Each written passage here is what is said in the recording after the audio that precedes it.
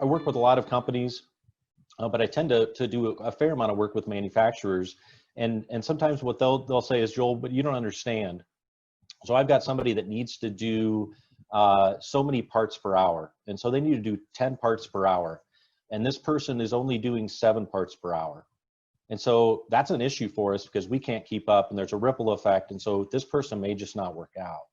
And my point to them is that may be true, but they're doing 7 parts per hour. And are those good quality parts? And they'll say, yeah, but they're still missing 3. And so what we'll focus in on is how do we help them get 3 more parts per hour out? And if we look at the gap, the determination of what we do next is based on that gap. And so what we need to help this person with is speed. But if they said a person was actually getting 10 parts out per hour, but only 7 of them were quality parts, now we have a quality issue. And so when we use this graph to really focus people in on what's the gap, and that gap is going to determine then what we need to do next. So I mentioned that there's 3 primary sources of underperformance. And I like to use this process with new leaders and experienced leaders because it helps us, again, focus in on what do we do next. And so the first thing that we always work through is these 3: awareness, capability, and willingness. All of the underperformance that we see typically falls in at least one or multiple of these categories. So awareness, capability, and willingness. And so the first thing we need to think about is the order. And so my question to you is, why do you think that we would tackle awareness first, then capability, and then willingness? Feel free to drop some thoughts here in the chat. But awareness is where we start first, because if a person isn't aware of the expectations that we have, then for the most part, they're performing and guessing, right? They're guessing at what they're going to have to do. And every time somebody guesses, there's a good chance they're going to be wrong. And so if somebody's capable of doing the job, or they're willing to do the job, but they're not aware of expectations, that's an issue, right? And so it's also the easiest for us to fix. And so everything that we go through here through the rest of the presentation is going to be stacked up from what's the easiest to address to the hardest to address. The other piece here that I want you to call your attention to on the right is that in the awareness stage, we put most of the responsibility on the leader, right? If someone's not aware of what's going on or aware of the expectations that we have for them, typically that's on the leader because it's our role to walk them through that process. It's our role to make sure that they're trained effectively. And as we move from awareness to capability, that becomes more of a 50-50 equation. And then as we move to willingness, the leader's portion of that is pretty small. The employee's got the most of the responsibility there, but we'll talk about why the leader still has a sliver of that responsibility as well. And so if somebody is not aware of the expectations, the first place we start when we talk about performance is the leader. And if somebody is unwilling, if we get to that point in the process, we focus most of our energy on the employee. So I want to start with awareness and kind of walk you through how we diagnose performance issues so that you can apply this with your own team member that you have in your head. So as I mentioned earlier, we start with awareness because it's the easiest for us not only to diagnose, but to remedy. So the question here is, do they fully understand the expectations that you have for them? So as we walk through this process, the first thing we want to make sure is, are we clear, or were we clear when we set expectations? And so there's really 3 types of pieces that we need to work through when we talk about expectations. The first piece are the outcomes. What's that end result that the process or task that we're giving the person, what's the end result of that, and how is it going to impact the business? Because every role, every task, if it's been defined correctly, has an end result that's going to move things forward for an organization. And so for that person, in my example, that has to do so many parts per hour, I need to make sure they understand what is the outcome I expect at the end of that hour. 10 parts, quality parts that are ready for the person on time, and make sure that they understand how that fits in with the rest of the processes that we have. The second piece is the activity. And so we typically, when we talk about activities that the person needs to do, we talk about non-negotiables. And by definition, a non-negotiable is something that we're not willing for the person to skip, right? And so the non-negotiable activities are those things that I have to do to make sure that I get the outcomes that you expect. And so in this case of my simple example of so many parts per hour, the non-negotiables may mean that after I create each part, or as I'm assembling each part, that I'm checking things like the specs, right? Or I'm using a caliper to measure the parts, or to make sure that they fall together correctly using my standard operating procedure. But those are non-negotiables. We can't move without them. The third piece here is the approach. And so the approach is the how we do things. And as Steve mentioned earlier, we talk about soft skills. Sometimes the processes in which we use are important, but only if we actually spend time thinking about the how. So a lot of times this is around teamwork, around shared work. That's a big way, especially in any workplace, and especially now in COVID, we're seeing the stresses on this. Those interactions between people become very, very important. So while as I'm putting together those 10 parts, if I'm not working well with my team members or not communicating effectively, it's going to be a problem. The other pieces to think about here is this their responsibility, or is it actually shared between multiple people? And if it's their responsibility, do they know it? Sometimes we talk in kind of we speak, and we'll say, here's what we need to get accomplished. And the problem with we speak, although it speaks to the team, is if I'm not clear on what my part is, and I think other people are going to do it, that's going to be a problem, right? It could be one of the reasons why I'm not performing the way you expect. The next piece here is, did they hear it from you? As they went through the training process, quite often we use other mentors, other colleagues to walk them through that training process. And those people may be great employees that do a good job, but if they set the expectations in a different way than you do, there's a good chance that there may be some disconnects, right? And they may not be clear on those expectations. And the last piece here is, are we assuming? So I have a word that I try to remove from a leader's vernacular or their vocabulary. And that word, it starts with an S. It's a dirty word for me. It's not the one that you're thinking of. It's should. And so when I work with employees and leaders, and we say, hey, what do you think's going on here? And they go through the process and say, well, you know, John is just not getting enough parts per hour. And my question is, well, why do you think that is? And they'll give me an answer, and I'll say, well, are you sure that he's clear on your expectations? And they'll say, well, he should be. He's worked here 6 months. Or he should be. He went through the training. And I'll stop them right there and say, do you realize what the definition of should really is in this situation? The definition of should in this situation means I don't know, and I'm not willing to check. And so if you're assuming that a person knows your expectations, it's time to recircle back and make sure that you're being clear. So as we go through, what do we do with each of these? If awareness is an issue and we realize that maybe we weren't as clear as we'd like, the first thing we need to do is ask for questions and concerns and see what types of things does the employee themselves want to know from us, or maybe that they're unclear on. We use that information then to restate or clarify the expectations that we have for them. And quite often, if you're unsure, if you're using that should word, restating and clarifying the expectations will be the boost that you need to move the needle. And then there are two pieces that are critical, but they're quite often skipped.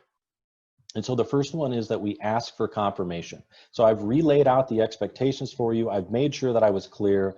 And what I need to do next is say, do you understand? Now, do you understand is a yes and no answer. So there are plenty of times where they may say yes with their lips, but you can tell by their eyes that the answer is actually no.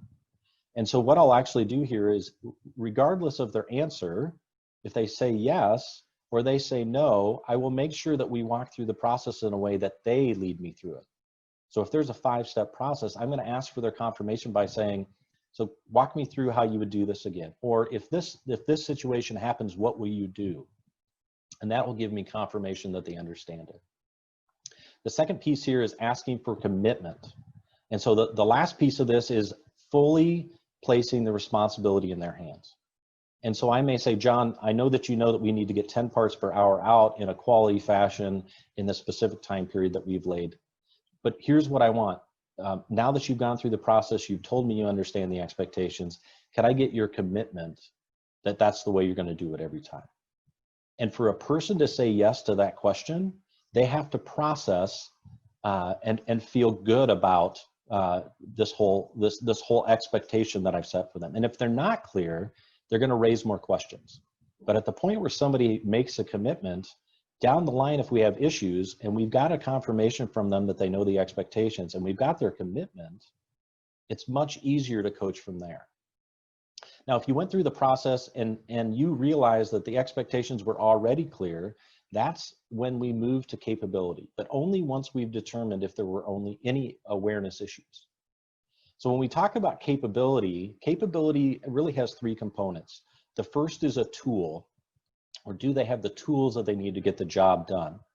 And so tools actually could be physical tools, right? Like the hammer and the saw that you see on this slide, but it also could be information. We live in the information age. And so sometimes what's getting in the way of them doing their jobs is they don't have the information they need when they want it. So how do we make sure we give them the information that they need to get the job done? They may also need some supplemental resources. We may have trained them on the 80% of things that happen every day, but those 20%, those kind of oddball things that happen during the course of the day, they're going to need supplemental resources. And so they're going to need where they need to turn. Is it an SOP document? Is it working with a mentor on the line or somebody that has a lot of years of experience? But what's the supplemental resource they can turn to? The next piece here is understanding the team. And so how do they fit into the team and who could provide other resources to them? Quite often we'll say, hey, if you have any questions on this, go talk to Susan. I mean, she's done this well before. She can answer any questions that you have, either as a new employee or down the road if we run into issues.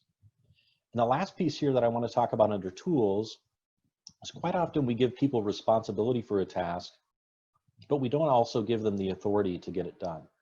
And so if we haven't given them the decision-making power to get it done, what we're really doing is setting them up for failure. And so we can see this in a number of different ways. In customer service or customer satisfaction areas, call centers, companies will give a contact center agent the latitude to make up to $100 decision to make it right with a customer. So if we give them responsibility to make the customer happy, but we don't give them the authority to make decisions on their own, we're setting them up for failure. And so the action here is really simple. We just provide them what they need to get the job done. The second thing we have to think about under capability is skills. And so skills are items that can typically be trained or developed in a shorter time period. And so when we go through the assessment phase here, we need to ask the question, will they get better with more time or repetition? So if I give them more time to work through the process or more coaching and repetition, will they pick up this skill? And quite often the answer is yes. And quite often the expectation we have on what the learning curve should look like is maybe a bit more aggressive than what's realistic. The next piece here is there a technique or practice that if they employed it would improve their performance? And quite often what I'll do here is actually partner up a person with not only a mentor, but somebody that's got a lot of experience. And so somebody that kind of knows the tips and the tricks of the trade that we may not teach in the normal orientation process or the normal on-the-job training. And so can we work with that process to give them the practices, processes, or techniques that they need to get the job done? So in this case with skills, it's really about offering the extra coaching or teaching or repetition that they need to get the job done. Now the last piece of capability are talents. And talents are typically long-term abilities, and they're likely not trainable. Now, an example of this is if I had a basketball team and I needed a great rebounder, I could teach people how to be a rebounder, or at least the techniques of being a rebounder, like blocking out or getting good position, or where to be underneath the basket. But the problem with this is if I'm 5'2" and 102 pounds wet, the chance of me being able to go up against guys that are 6'5" or 7 feet tall, who are much bigger and stronger than me, is going to be a problem. The same thing happens in the workplace, right? Some people don't come in with the talents that we need to get the job done. So the questions we need to ask here is is there potential for them to do the job and meet the expectations? Do we see that potential in them? And sometimes the answer is yes, maybe. Sometimes the answer is no, I don't think so. But I don't feel great about the fact that I've hired this person into a role that they can't actually do. So one of the things that we can look at is, are there short-term modifications that we can make that would actually allow a person to do the job? So one of the things that we've seen in, again, a manufacturing environment is if somebody has to lift a heavy item from the floor to a table, and that's not something they can physically do, we can employ things like lift tables, right? Something that will, if we wheel something onto there, we can lift it up hydraulically, put it on the table, and they can work with it. And so that allows a person who may not physically be able to do a task to actually step into the role and be successful. Now, if that's not possible, our action here is really to consider moving this person into a better suited role. Because they're a good team member, they just don't have the talents that they need to be successful. So the last piece here is willingness. And what's interesting is some of the things that you even dropped in the chat, and quite often what I talk to leaders about, when there's a performance issue, the first thing they go to is that the person is unwilling, right? They'll say, well, John just doesn't want to do it, right? Or he's not a team player, or he's unmotivated. Those are all willingness factors. But willingness, based on a number of different studies, are typically less than 20% of the issues that we see with performance. In fact, some statistics I've seen is that things like defiance or outright insubordination are less than 5% of the performance issues that we see. So let's talk about willingness, because it is one of the more difficult things to work through. And there are really three types of willingness issues. The first one is fear. So fear can sometimes just be a confidence issue. I'm afraid of failing, all the way to a deep-seated issue, like a fear of heights. And so those are going to get in the way of me doing the job. The second piece here is inflexibility, where it's about me wanting to do it my way versus the way that's been laid out, or your way. And then the last piece is defiance, which is just outright insubordination. And so this is a person that's not going to do it, period, regardless of whose way it is. And so fear is the easiest of the three to fix, although sometimes we can't fix it all. And then we move to inflexibility and defiance. So let's talk about fear. Fear can range from a lack of confidence to a phobia, like I said, of a fear of heights. But it can also be things like inflexibility. And so while I talked about inflexibility separately, inflexibility is quite often a byproduct of fear. And so as we work through this process, we're going to have to push in with the employee on what is it that they may fear.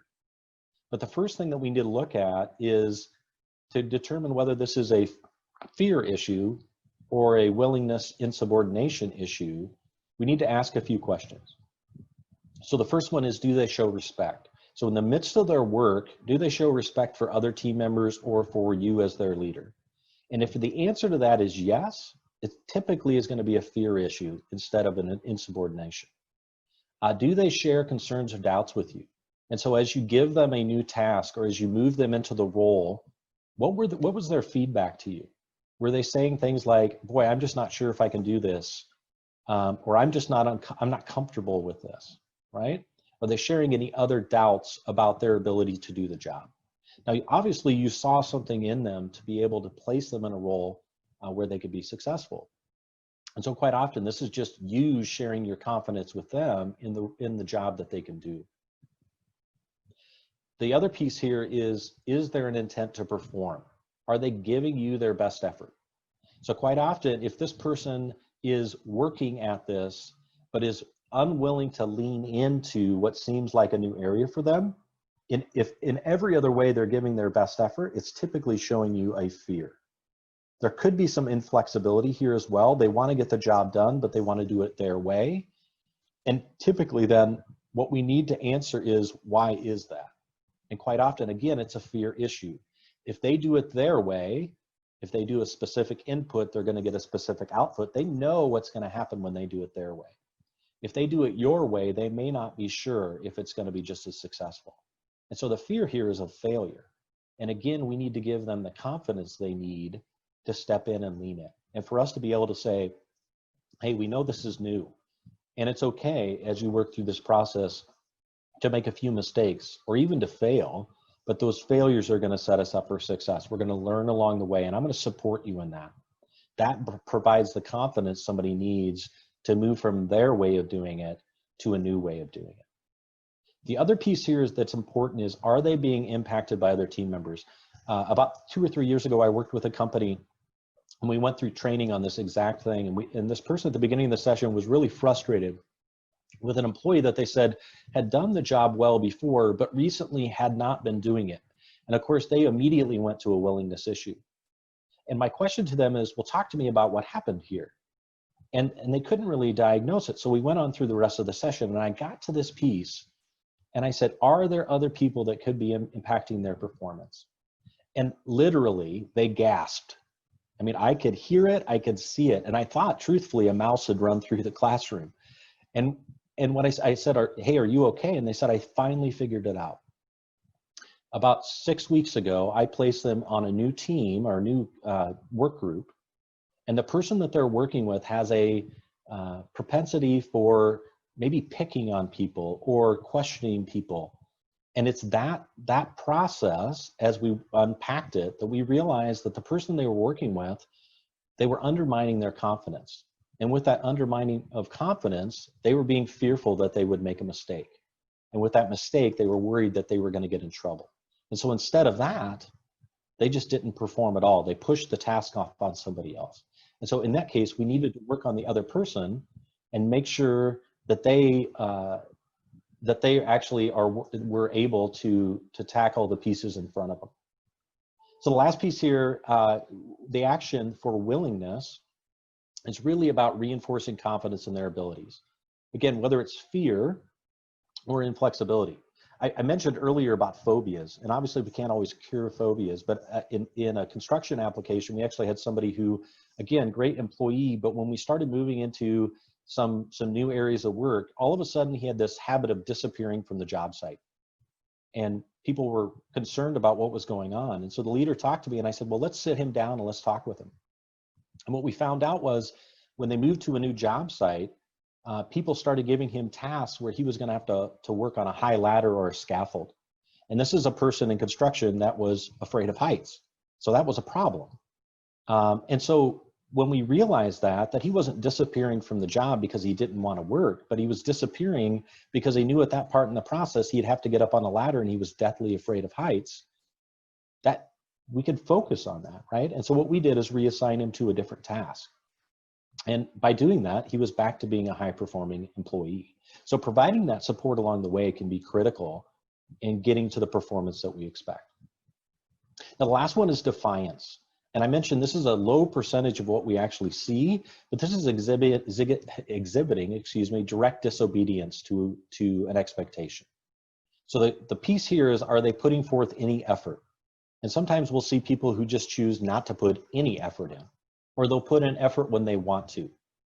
The other piece is, do they show disrespect, either to other team members or to you as the leader?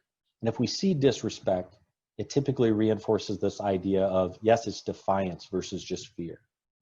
And in some ways, do you feel like you've come to a dead end? Do you feel like there's really nothing else that you can do? You've worked through awareness, you've worked through capability, they have all the tools that they need, and you feel like you've come to that dead end. Well, if that's the case, this is the time to start using formal corrective action. And depending on what that looks like in your organization, it could be informal, it could be formal, but we need to work them through the process so they understand both the impact of their choices, but also the consequences of continuing in that.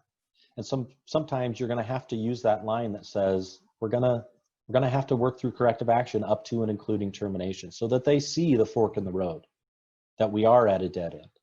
And if that allows them to improve their performance or come back, great. But if not, this is the time where we need to consider removing them from the team. Now, that may be also from removing them from the organization. But there could be some times, because of personality conflicts or other things, where removing them from the team or to a different team may be a better option. But the key here is making sure that we don't pass on problems to other leaders. That's just not fair, and it's not going to be good for the organization. So as we go back to this process, and we think about diagnosing performance issues. And we start with awareness, making sure people understand the expectations that we have for them. Again, that's fully in the leader's area and responsibility. The employee has a sliver here because they have to be actively engaged. But as a new employee, they're not sure what to expect. As we move to capability, it's a shared relationship. The leader needs to ask questions and the employee needs to share what else they need. And then the leader needs to come back and make sure they have the tools and resources they need to get the job done. And then we get to willingness. Definitely the employee has a big piece in this, but the leader is never removed from total responsibility because they need to be the one stewarding the process and determining, is this fear, is this inflexibility, or is this truly insubordination? And if so, what's my responsibility as a leader, not only to hold them accountable, but to hold myself accountable for what the team needs?